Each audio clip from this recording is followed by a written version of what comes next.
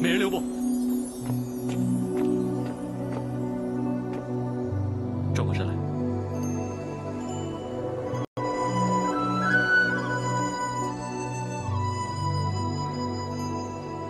亲自给皇上请安，不知皇上在此，惊扰皇上，请皇上降罪。你叫青姿？朕想起来了，你在前太后宫中为朕跳过舞，跳得好，跳得好。谢皇上赞赏。那就为朕再跳一曲，为着良宵品添姿彩。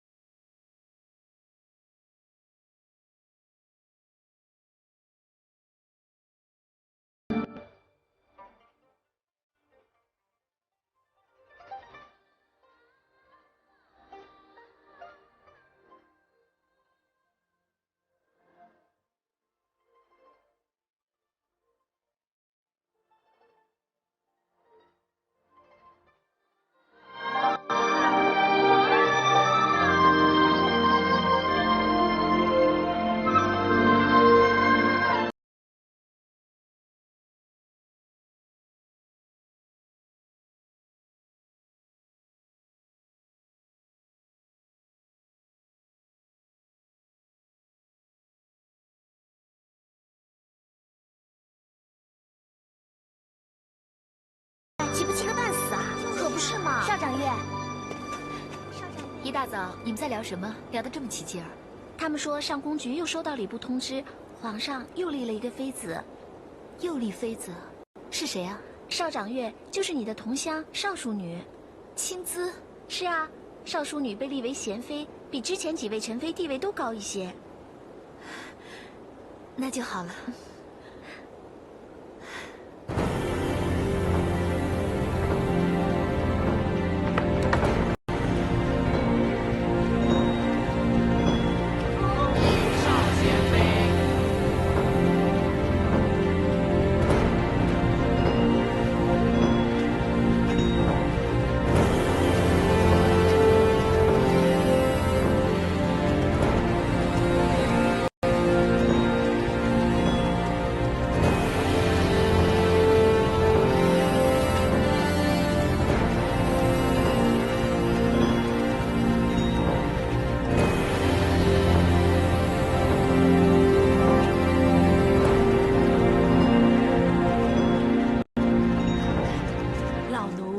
少贤妃，待本宫通传，本宫要向太后请安。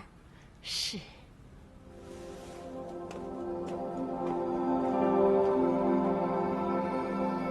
臣妾向太后请安，愿太后福寿安康。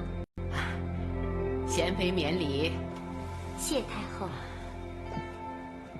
来，坐，来，坐。哀家今日到御花园一游，只见喜鹊迎面飞来，还在哀家面前叫了几声，哀家就知道一定有喜讯到。果然，你被皇上册封为妃，真是可喜可贺呀！啊！亲自入宫以来，承蒙太后厚爱，今日得蒙圣恩，当然要在第一时间到宫中来向您请安了。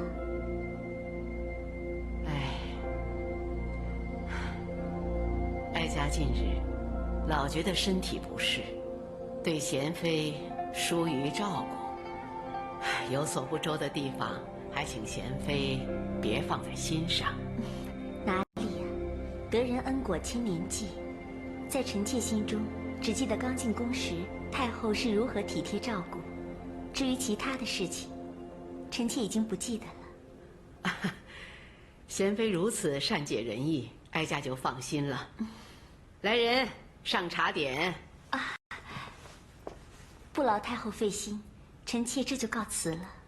哎，贤妃为何来去如此匆匆啊？臣妾还要到周太后宫中请安。啊？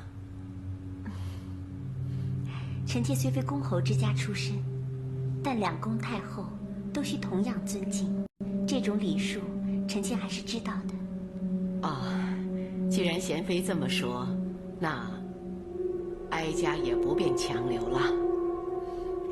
那臣妾就先告退了。好。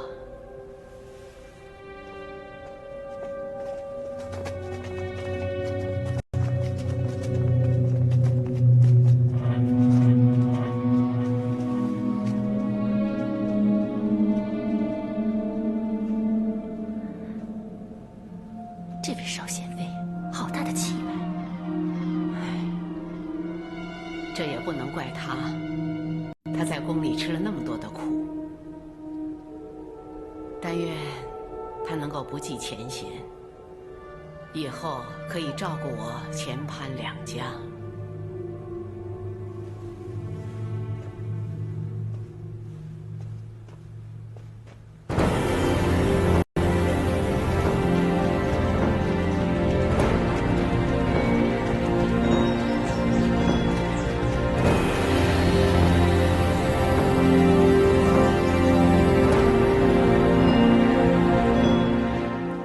臣妾少卿姿参见太后。起来吧。谢太后。你以淑女的身份进宫多时，我们也曾见过数面。平日我就觉得贤妃美丽动人，今日一见，更是倾国倾城啊！难怪皇上要钟爱你呢。谢太后夸奖。哀家知道你是前太后引荐的，如今当了妃子，就是哀家的好媳妇儿。以后多来走动走动，不分彼此啊！太后的教诲，臣妾谨记在心。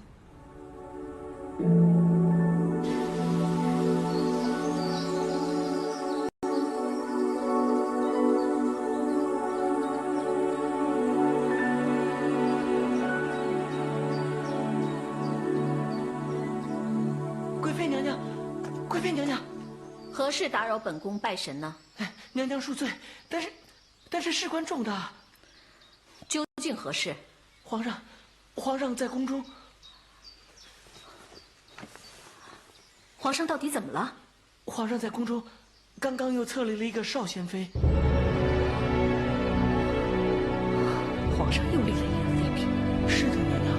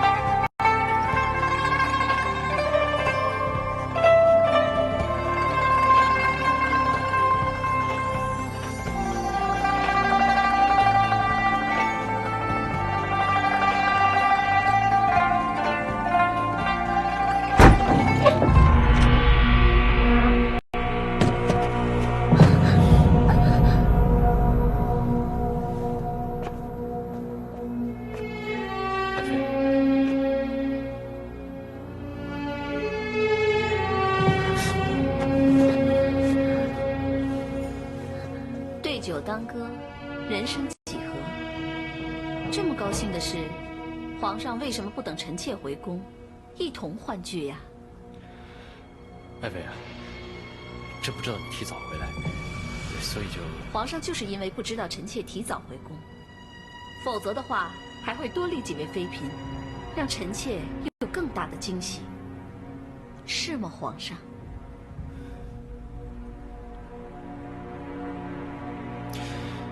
爱妃啊，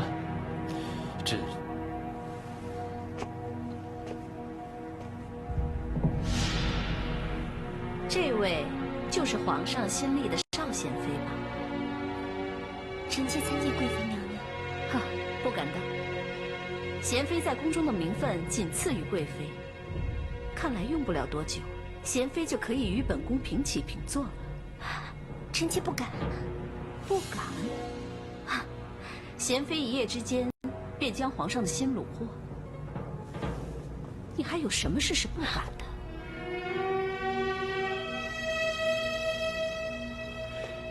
爱妃啊，皇上，臣妾自新华寺回宫，知道皇上立了新妃嫔，如此高兴之事，臣妾只是想来道贺两句罢了。臣妾就不打扰皇上与贤妃欢聚畅饮的雅兴了。来人，在。摆驾回宫。是。爱妃。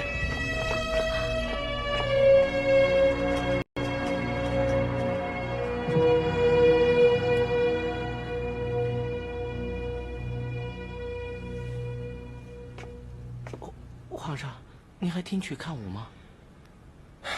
不用了，回宫。皇上起驾！恭送皇上。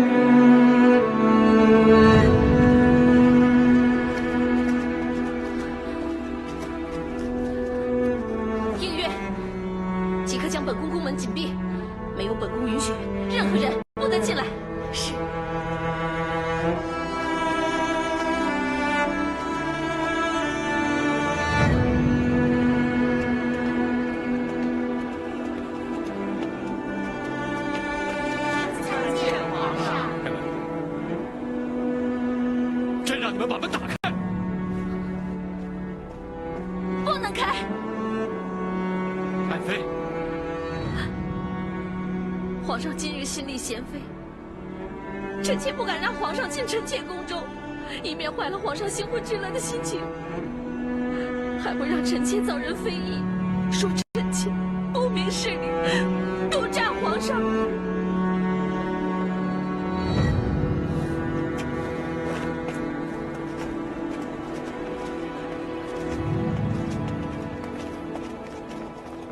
爱妃，朕知道有负于你，但是你先把门打开，让朕跟你说清楚嘛。臣妾很清楚，皇上见一个爱一个，就是这么简单，这么明白。爱妃，皇上请回吧。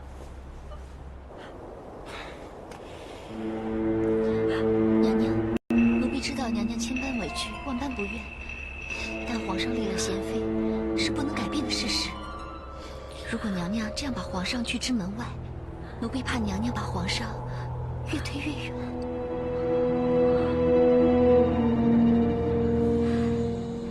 你就装作是自作主张把门打开的。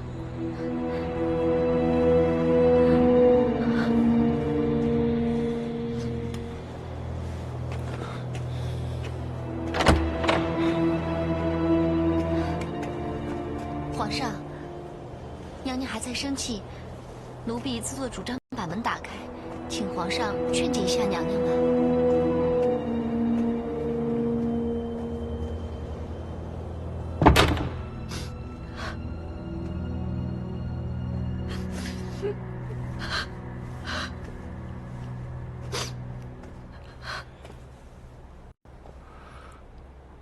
妃，是朕不好，别生气了。皇上怎么会进来的？皇上，请出去。爱妃，你别这样。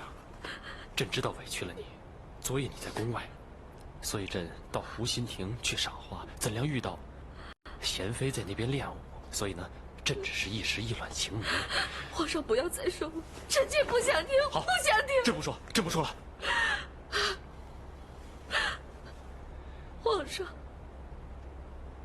皇上一而再，再而三的立后立妃。皇上知不知道这样做会伤透臣妾的心？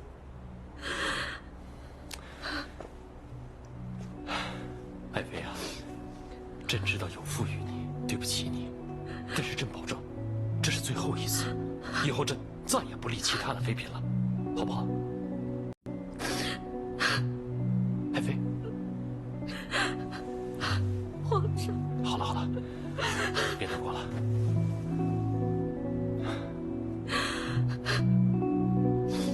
好了，爱妃，别伤心了。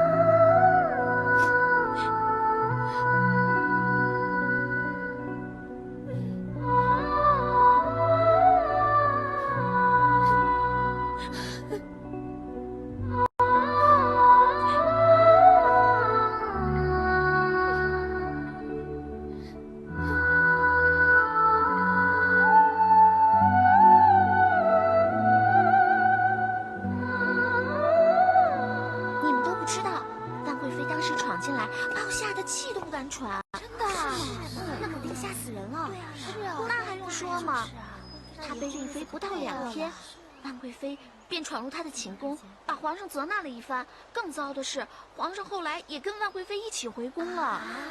哎，日后少贤妃想有好日子也难啊。可不是吗？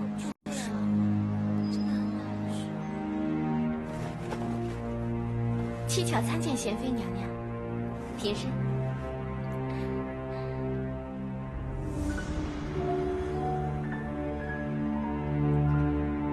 海棠在。给本宫先退下。是。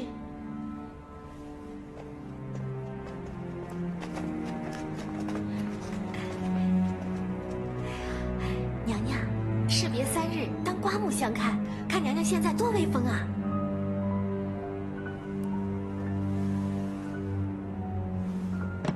其实本宫的处境仍是危机四伏。想必昨夜万贵妃闯入本宫之事，已经传遍整个后宫了吧？哎呀，娘娘别担心，瘦死的骆驼还比马大呢。妃子就是妃子，淑女就是淑女，得了娴妃的名分，身份已有不同。至于是否得到皇上的宠幸，那就要看娴妃的胳膊是否比万贵妃强了。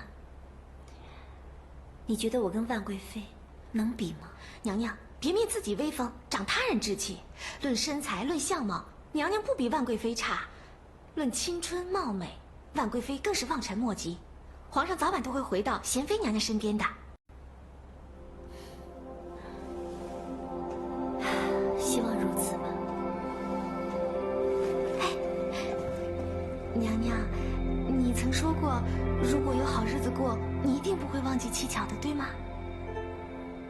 当然了，没有你出谋献策、穿针引线，怎么会有本宫今天呢？你放心吧。我已传召李上宫前来，商量把你调任为我宫中长医一事，日内方可成事。谢谢娘娘。何须客气啊，这是你应得的。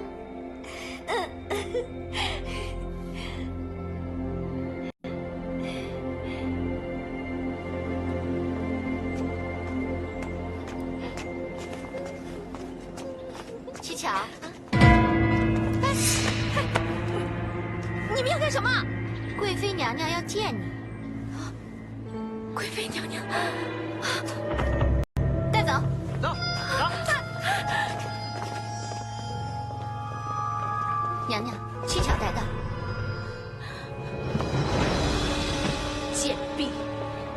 宫狠狠的打。是，娘娘。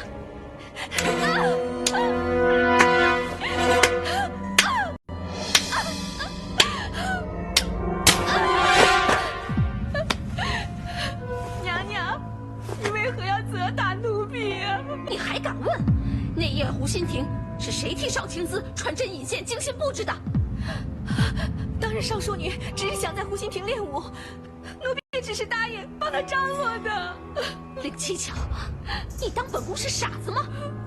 练武，再给本宫狠狠的打！娘娘，娘娘饶命啊！娘娘，娘娘！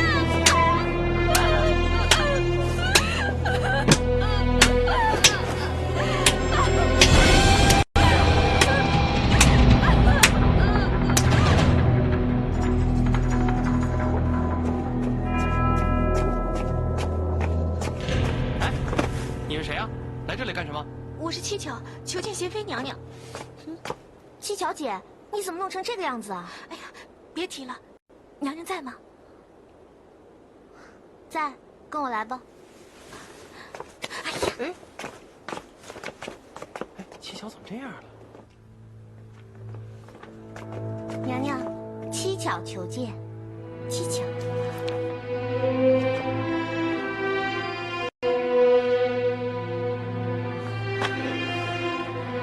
你这是怎么了？娘娘，你们先下去吧。是。快来。这是怎么了？回娘娘，万妃知道娘娘得到皇上宠幸一事，是因为七巧暗中帮忙，所以把七巧抓进她的宫中责打一番。娘娘。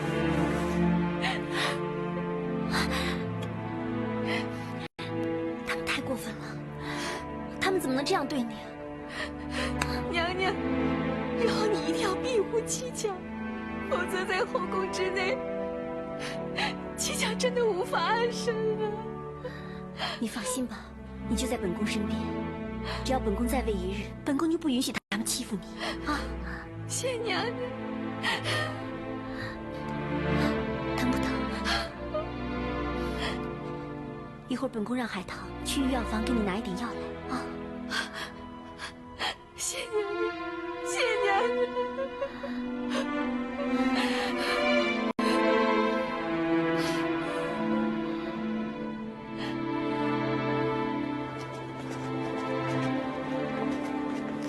皇上驾到！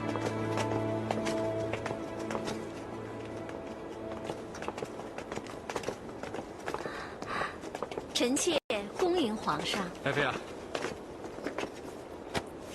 不必多礼。谢皇上。进去吧，皇上。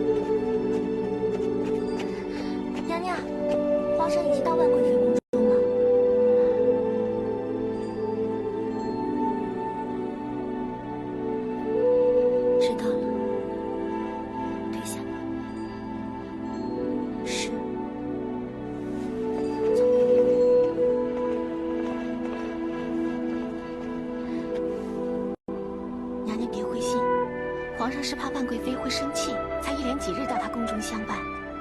过些时日，皇上自会回到娘娘宫中的。希望如此吧。以前以为当了妃子，就不会再烦恼了，没想到更烦恼。娘娘别气馁，来日方长，万贵妃定有年老色衰之时的。可我到了那个时候，不也是一样？宽衣吧，替本宫卸妆。是，娘娘。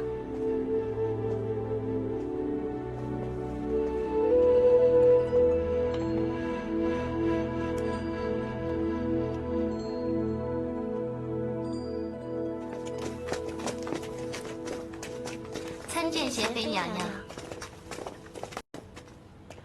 哎，那不是新册里的贤妃吗？你看她怎么憔悴了这么多呀？当然了，皇上临行过她一夜之后，第二天就被万贵妃闯进她宫中，把皇上要了回去。如果皇上再不理她，那不是跟当淑女时一样可怜？是啊。哎呀，别说了，走吧。娘娘，七巧去把那2个嚼舌根的奴婢拉过来治罪。别生事了，走吧。是。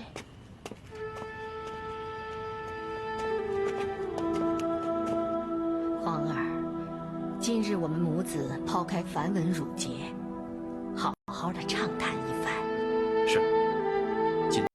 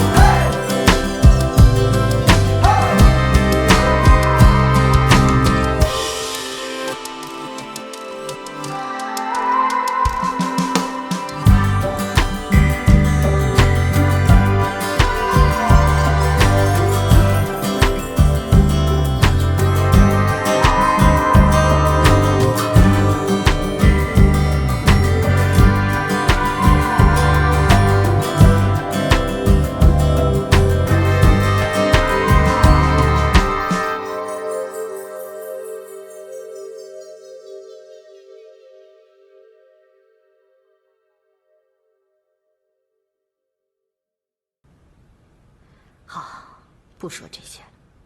皇儿，茶都快凉了，来添点热的。有劳母后。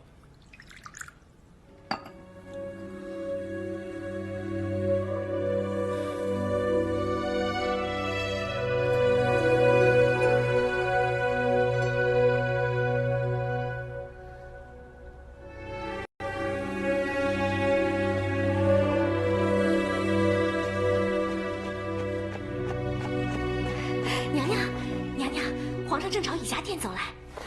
真的？快看本宫妆容，需不需要整理啊？娘娘不用，娘娘的妆容完好无缺。皇上驾到！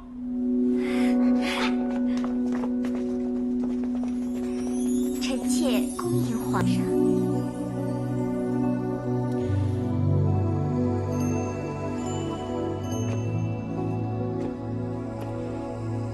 贤妃免礼。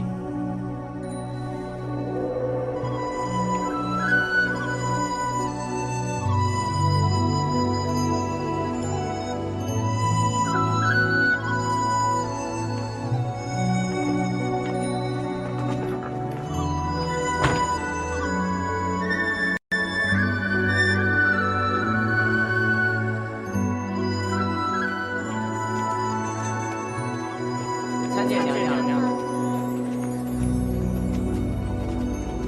参见娘娘。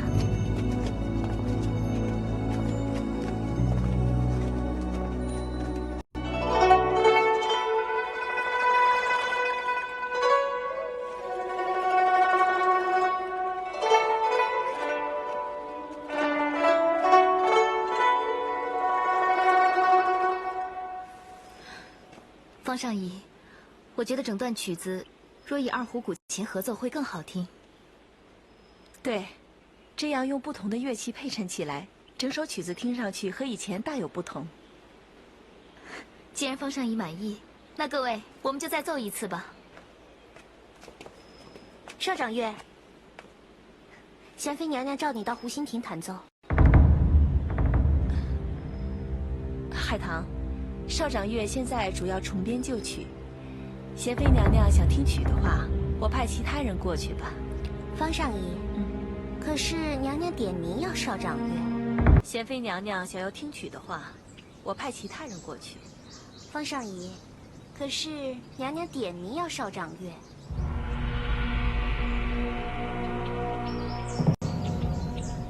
方上仪，没关系，我去一趟就是。那好吧。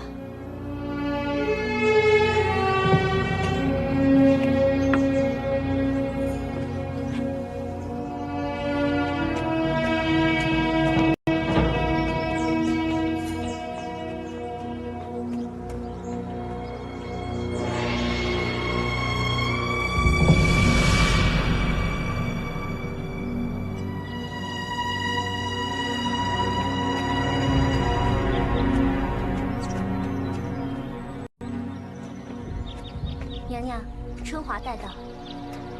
奴婢春华参见贤妃娘娘。你没想到吧？本宫也能有今日的风光。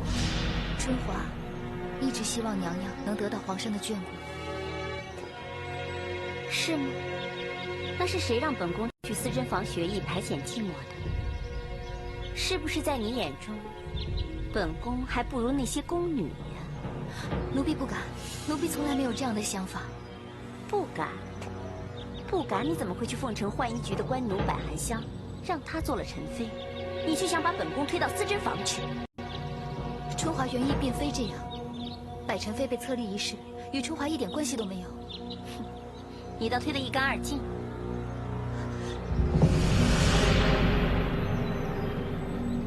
贤妃娘娘，你切勿听信谗言。春华对贤妃娘娘从来没有加害之意，或者不敬之心。什么谗言？少长乐，请你明言，为了娘娘对身边的众人生疑才好。怎么，没法说明了吗？娘娘，别提不愉快的往事了。你传少长乐到此，不是要听曲解闷儿吗？没错。邵春华，你就给本宫弹奏一曲能让本宫忘忧的乐曲吧。是，请娘娘细听。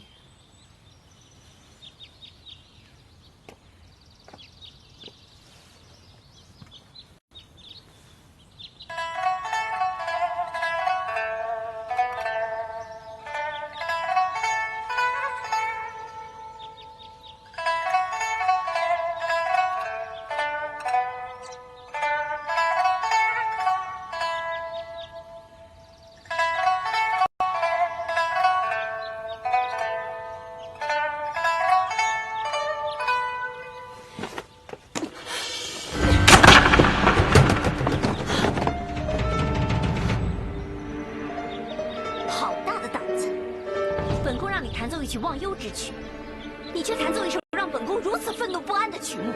贤妃娘娘，这首乐曲轻快无比，奴婢不知道是哪里惹怒了贤妃娘娘，还敢驳嘴！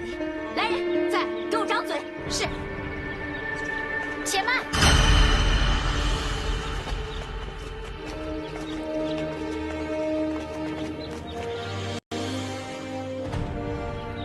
本宫以为是谁呢？原来是百宸妃啊！百宸妃参见贤妃娘娘。百宸妃原来还知道，在嫔妃当中，本宫的身份比宸妃显贵。那你还敢阻挠本宫教训一个小小的掌乐？臣妾自知身份有所不及，但贤妃刚册立不久，便惩罚女官，臣妾怕此事传了出去，会有损贤妃名声，望贤妃三思。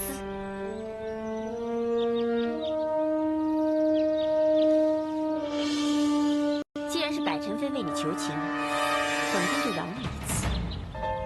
如有再犯，本宫绝不轻饶，你好自为之。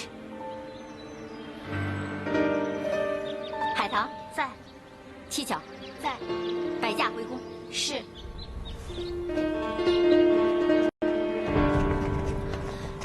春华，你没事吧？春华，你视她如姐妹，她竟然如此对你，真是枉费你一片苦心啊！春华，你别难过，这把琵琶坏了，我再送把新的给你。不用了，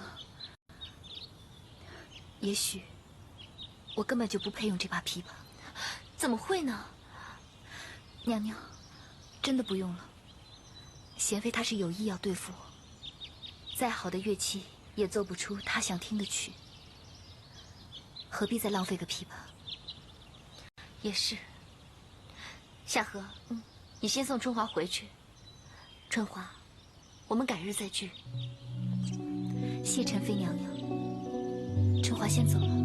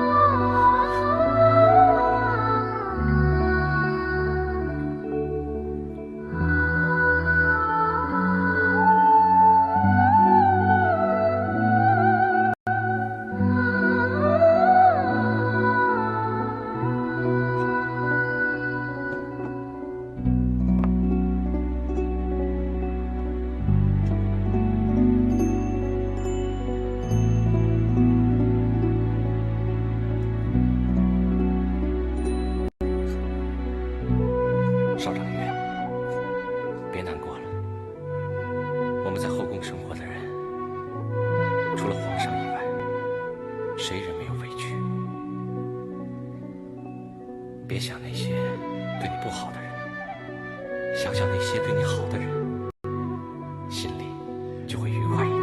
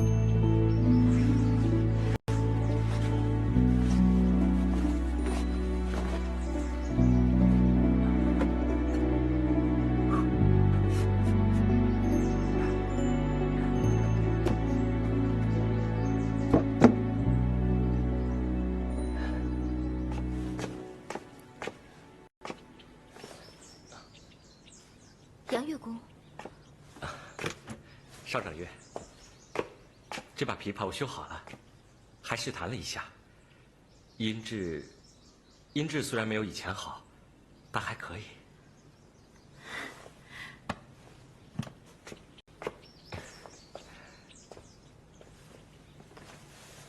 试试。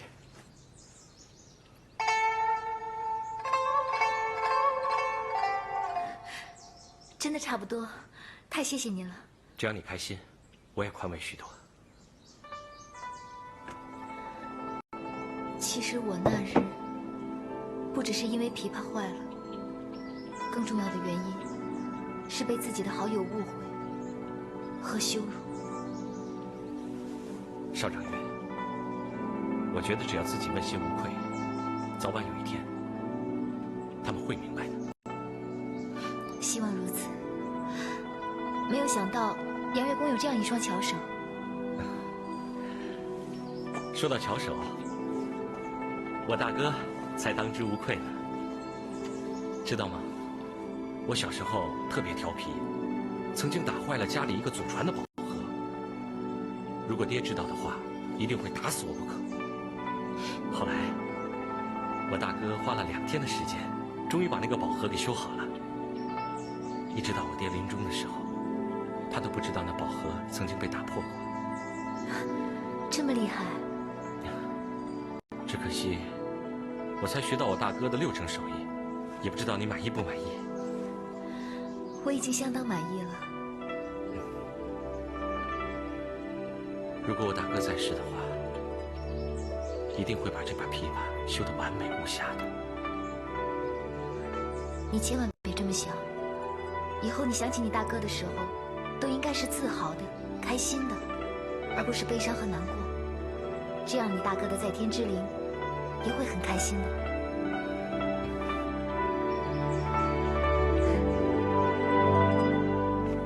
还说好起来便与百飞有缘赏花，谁知病了这么久，想必那些西域蝴蝶兰都已经凋落了吧？西域蝴蝶兰凋落，但是百合还盛放呢。等你的病痊愈了，还怕无花可赏？这倒也是，幸好啊，你这几天过来看我，不然我在这儿不病死也得闷死。唉，你又胡言乱语了。看来啊，你是好多了。是吗？那不然怎么会开这样的玩笑呢？这倒也是。娘娘，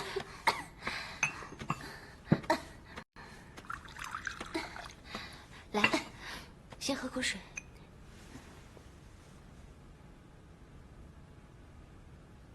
那你先好好休息，我改日再来看你。那好，兰儿，送百宸妃。是。好好歇息啊。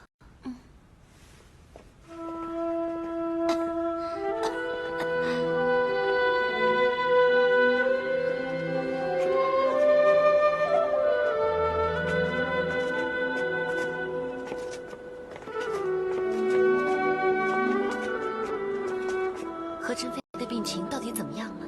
太医有何说法？娘娘阅讯至今未至，太医说她只是气虚血弱，过些时日就好。那你赶紧回去好好照顾她。是，百妃娘娘。何妃娘娘阅讯不止，这样失血，难怪她如此虚弱。这样下去真不知该如何是好。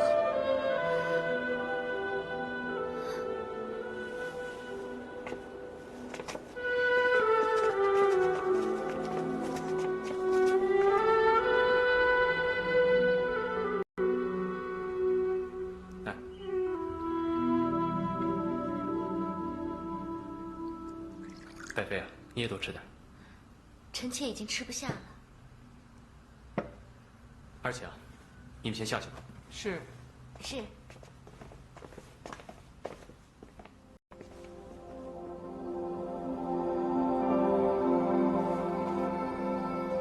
百妃啊，为何看起来闷闷不乐呀？没什么。臣妾今日去看过何宸妃。见他病容满面，臣妾有些担心罢了。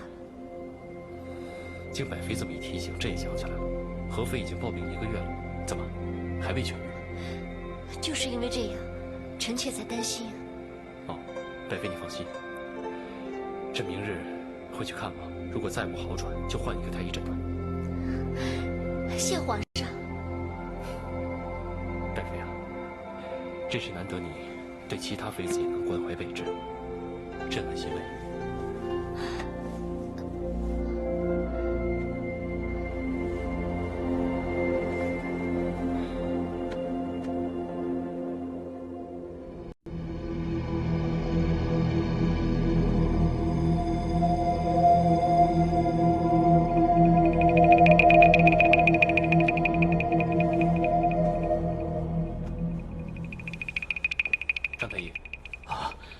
何宸妃究竟身染何病？回皇上，何宸妃她气虚血弱，形成血崩，所以月晕不止，人也疲弱不堪。那该如何医治呢？下官认为，一方面需要补本培元，另一方面需要去尽身体内的不良气血，这样何宸妃自会日渐恢复。那就好，以后何宸妃的病就交由你来料理。是皇上。下官先回御药房开方煮药，稍后命人把药送来给娘娘服用。你先下去吧。是。臣妾谢皇上关切，感激皇上带太医来诊。爱妃何须多礼。爱妃啊，你也是朕的妻室，朕应该好好的照顾。你现在需要的是静下心来养病，如有任何需要，你命人到御书房找朕商议。谢谢皇上。臣妾知道了。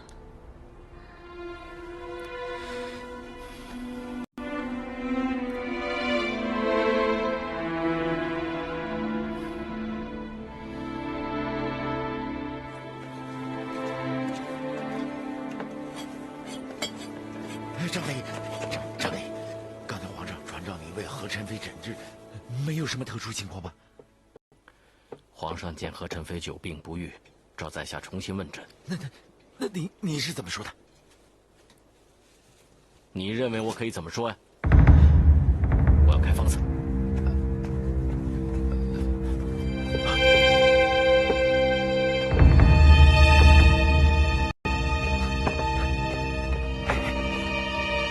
张太医，何宸妃之事，还请你多多包涵呐！啊！你我习医是为了治病救人，你怎么可以做出这种伤天害理之事啊？我也不想啊，可是我又不敢违抗上人的旨意。你话说完了吗？在下告辞。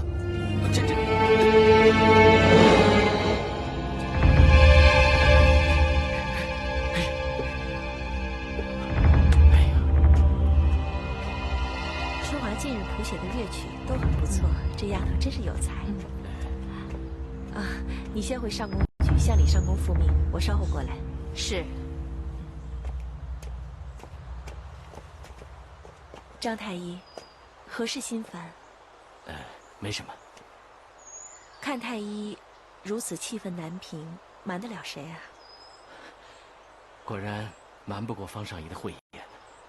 御药房在后宫中看似与世无争，但是你们掌管着宫中贵人健康的大事，又岂可独善其身，不受他人影响？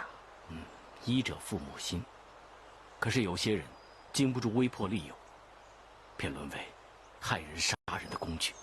太医有仁德之心，在宫中自会有愤愤不平之时，轻则自伤身心，重则可能招来他人加害。不如及早抽身离去，方是上策。家中有老有少，说到抽身，谈何容易啊！以太医的医术，就算到穷乡僻壤，也都可以谋生。只怕张太医留在宫中，是要等待一些永远不可及的事情。方上仪既然知道在下留在宫中的原因，也就不必多劝了。我就是担心太医你犹豫不决，会误了一生啊。这误了又如何呀？只要觉得值，你就由他去吧。还是希望太医你好好为自己打算打算。我这个老朋友，才可安心啊。皇上你放心，在下在御药房滚打多年，自有一套生存之道。张太医，多加小心。啊，这些我知道。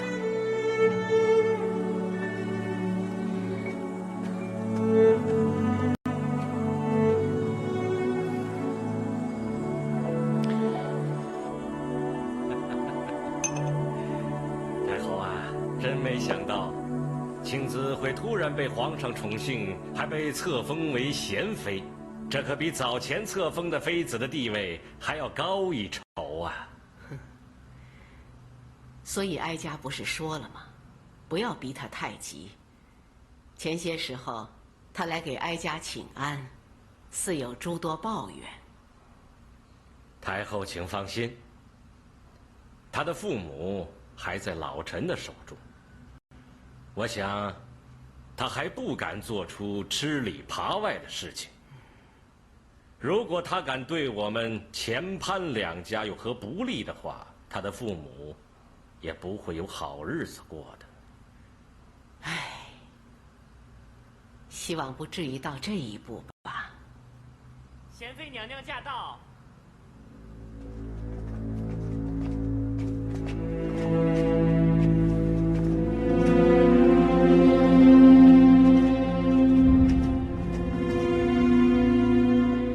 臣妾参见太后。贤妃不必多礼，快快请起，坐。谢太后。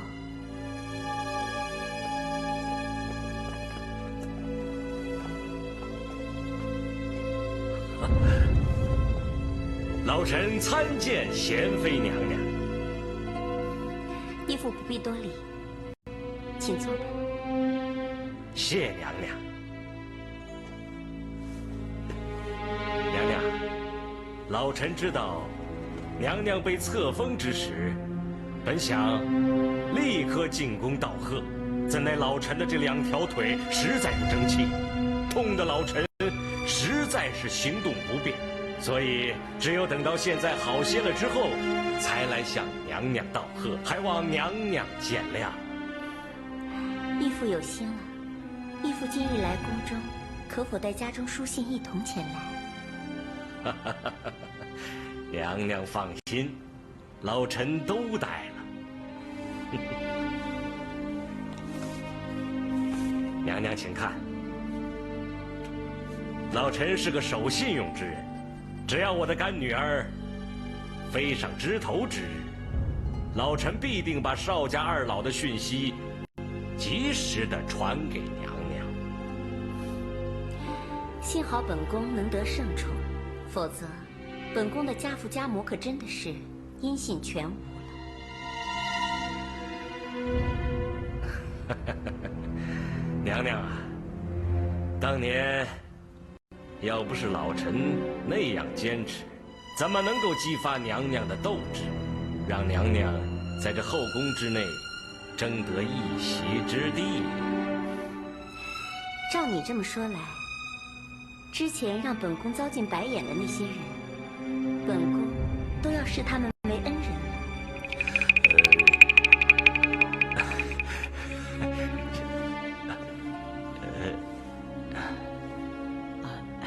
贤妃呀，哀家知道你在宫里吃了很多的苦，不过你大人有大量啊。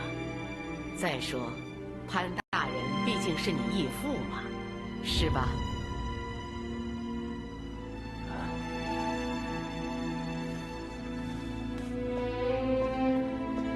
多谢太后提醒，臣妾以后不会再提此事。那就好。老臣谢过贤妃娘娘，还望娘娘不计前嫌，日后对老臣的两名犬子。义父放心，虽然家中父母在堂，可身边并无兄弟，也无宗亲。本宫早已把义父一家人视为娘家人看待。多谢娘娘。太后，臣妾未知父母消息多时，今日接到家书，想回宫细看，望太后准许臣妾先行回宫。难得你有这份孝心，快快回去吧。谢太后。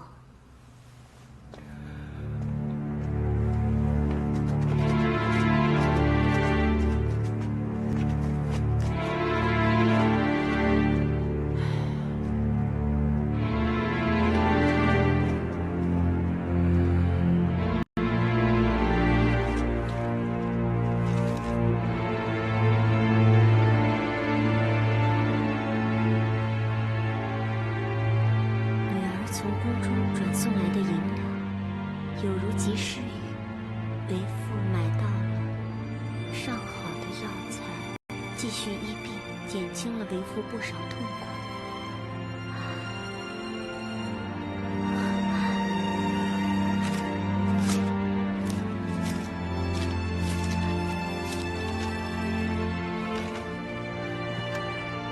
除了我刚进宫时让春华带我送钱回乡，后来我哪有能力再送钱回去？那些钱到底是谁送去的？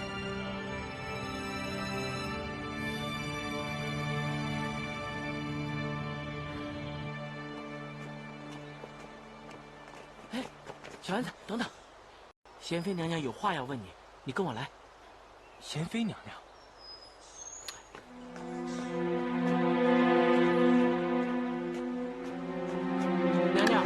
小丸子带到，哎，还不赶紧参见贤妃娘娘？参见娘娘。你先下去吧。是。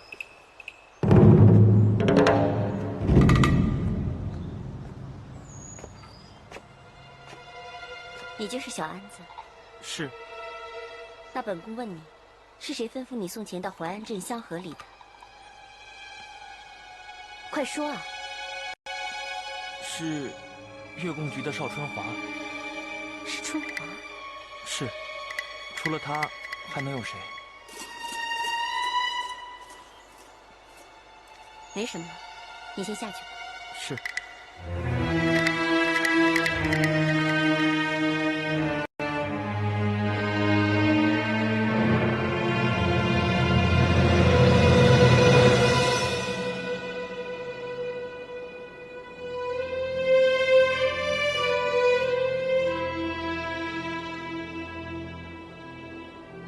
那些钱真的是春华送去的吗？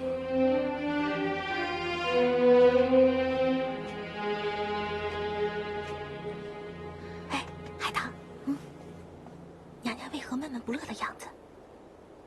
听何公公说，娘娘找到了给她父母送钱的小太监，问完话回来就成这样了。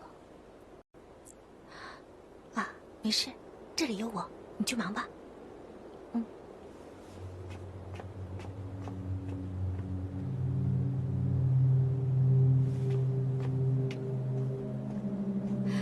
奴婢七巧参见娘娘。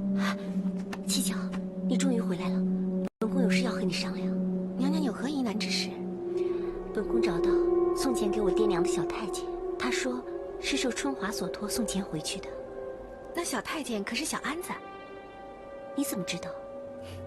小安子跟春华一向友好，宫中之人都知道。他替春华说好话，那也是理所当然的。可我不认识那个小安子，他肯定是受人之托才会送钱给我爹娘的。那不是春华，又会是谁呢？是我让春华把东西变卖成钱的。如果真的是春华，那我岂不是错怪好人了？即使是春华托小安子送钱，也不足为奇呀。他可能是知道娘娘揭穿了他的虚情假意之后，想做点补救，日后等娘娘得势之时，为自己留一条脱身的路罢了。是这样啊。可是送钱的时间刚好是在……哎，娘娘，奴婢在外面听到一些闲话，不知道该不该跟娘娘说。你直说无妨。上次娘娘教训春华一事已经流传开了，大家都说娘娘忘恩负义，进宫以来受了春华不少恩惠，现在却恩将仇报。当了贤妃之后，又对春华故意羞辱，宫中的下人对贤妃娘娘都有微词呢。真有此事？娘娘，有些人是两面三刀，口是心非，娘娘要小心提防才好啊。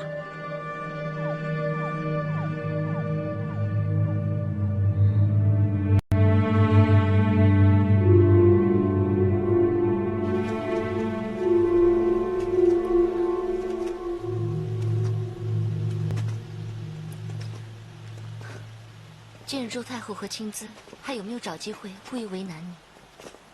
没有了，他们把棋出完了，也懒得把我们这些奴婢放在心上。我真替你不值，你为青姿付出了那么多，到头来反遭他怨恨。我真不知道七巧到底跟他说了什么，才会让青姿对我有这么深的误会。是啊，你看啊，现在贤妃娘娘和七巧真是形影不离，近朱者赤，近墨者黑。贤妃娘娘要是再和七巧走得太近的话，她可能会惹人记恨，招来祸害的。我最担心的就是这个，不知道青姿会不会被他所累？那是他自己的选择，与他人何干？你们好大的胆子！参见贤妃娘娘。在你们心目中，还有我这个贤妃娘娘吗？来人，再把春华、夏荷给我押过来。是。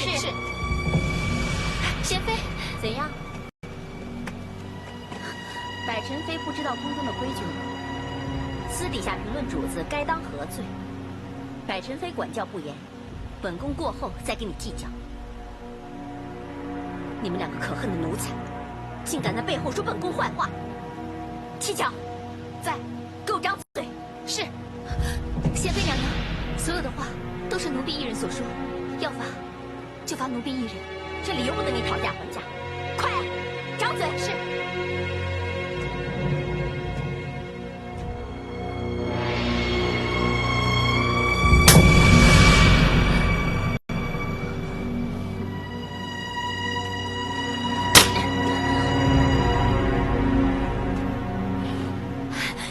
住手！贤妃娘娘，既然你说本宫管教不严，那好，你要惩罚的话，就连本宫一并惩罚吧。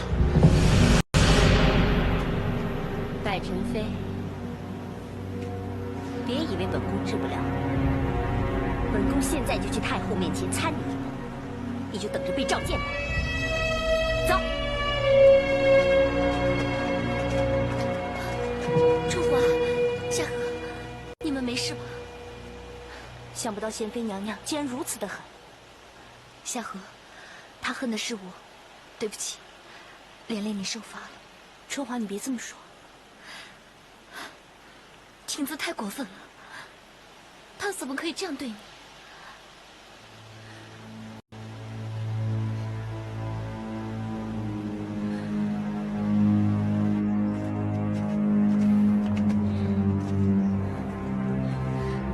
娘娘，别再为那些小人生气了。来，喝杯茶，消消气吧。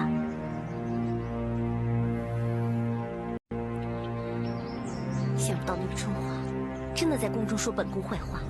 奴婢早说过，他在四处散播对娘娘不利的谣言。不过现在让娘娘听到也好，整治他们一番，谅他们日后也不敢再如此放肆。少春华，本宫与你恩断义绝。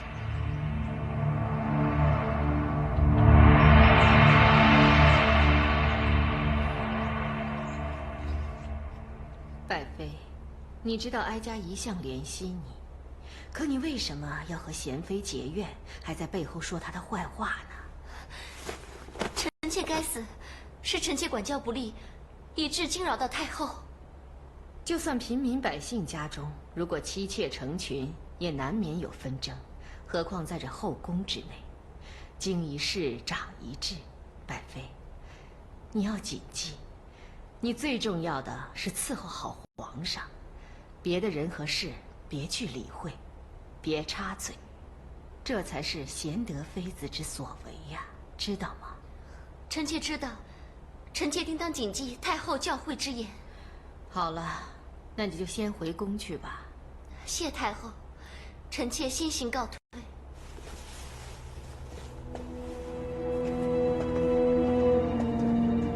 太后，贤妃刚册立不久，便与百妃不和，还来参她一本，看来也不是省油的灯。是啊，哀家也是这么想的。可惜，与贤妃不和的是百妃，而不是万妃。要是这个妖妇，那该多好！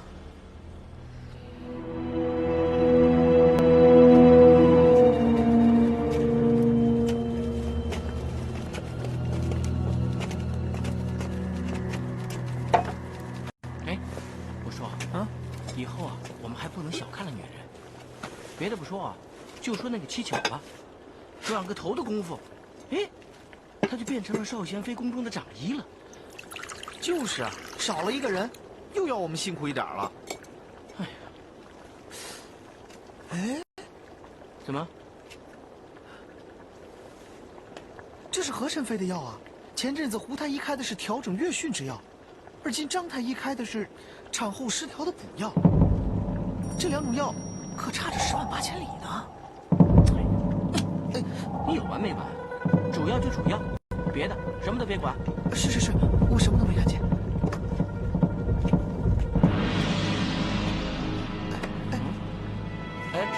刘妃的食补汤煮好了没有？她派人来催了。啊，好了，这就拿啊。来，这就是。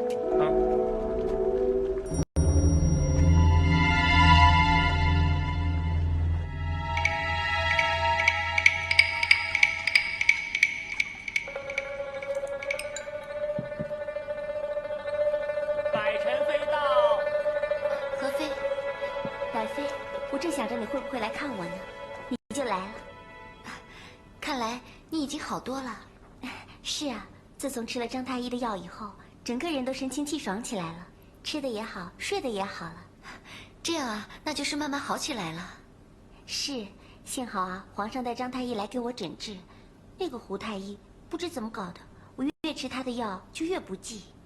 人有人缘，医有医缘，那说明你跟张太医有医缘，所以啊，你服了他的药，病情很快就好转了。可能是吧。我现在啊，就希望自己的身子早些好起来，好跟你一起去兰芳斋赏花呢。你可以出去走动的话，我随时都可以奉陪的。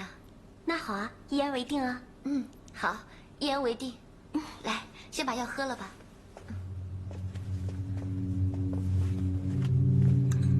来，谢谢。前阵子何宸妃不是生病了吗？是啊，好像现在还没痊愈呢。怎么了？据说她不是生病，是有人用药暗中打掉她腹中的胎儿，却装作普通妇女之症来治，这才弄得她险死还生。啊，不是吧？信不信由你，这些可都是医药房里传出的消息。那究竟是谁下的手啊？这就不知道了。不过除了万贵妃之外，还有谁能指使得了御药房的太医呀？那倒也是。来，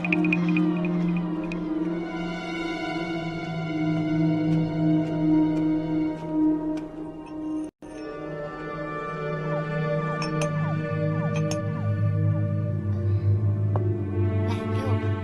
谢谢。这个是我用兰芳斋的花瓣制成的香囊。里面有各种花香，就跟你亲自到兰芳斋闻到的花香一样。谢谢你，百妃，真的好香啊。张太医说，你还要留在宫中静养1个月，那你就好好休息。百妃，你有所不知，这1个多月来，我一直困在寝宫中，都快闷死了。现在身子已经好些了，可张太医还是不让我出门。太医自有他的道理，你就好好休息，千万不能出去吹风啊。好吧，那我听你的，但是你也要答应我，多到我这里来走动走动，有人陪我聊聊天啊，日子也容易打发些。娘娘，兰儿，你不是去御膳房取点心了吗？怎么空手而回啊？回娘娘，奴婢刚才在路上听到了一些事。什么事？这。何妃，那我就先告辞了，改日再来看你。这样，那好吧，白妃你慢走。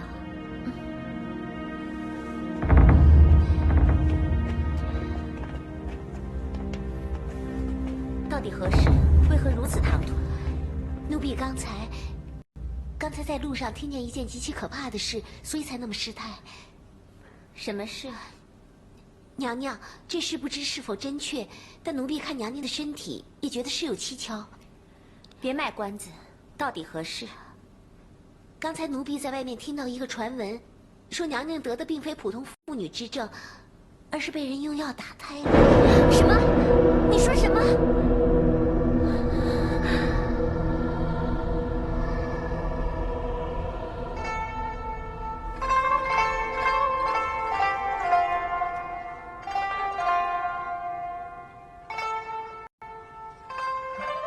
这是乐工局新编的乐曲，皇上您觉得如何？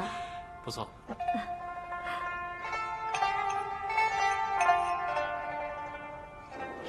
陈飞先生，皇上在里面，你没被传召，不能擅闯。走着。哎，娘，给我让开！不能进去。皇上在里面，给我放下皇上！皇上，你要为臣妾做主，皇上。何晨飞，你应该知道宫中规矩，你这样胡乱冲撞，成何体统？臣妾已病月余，原来并非普通的病症，是有人下药，把臣妾与皇上的骨肉打掉了。皇上，何晨飞，你别在这胡言乱语，危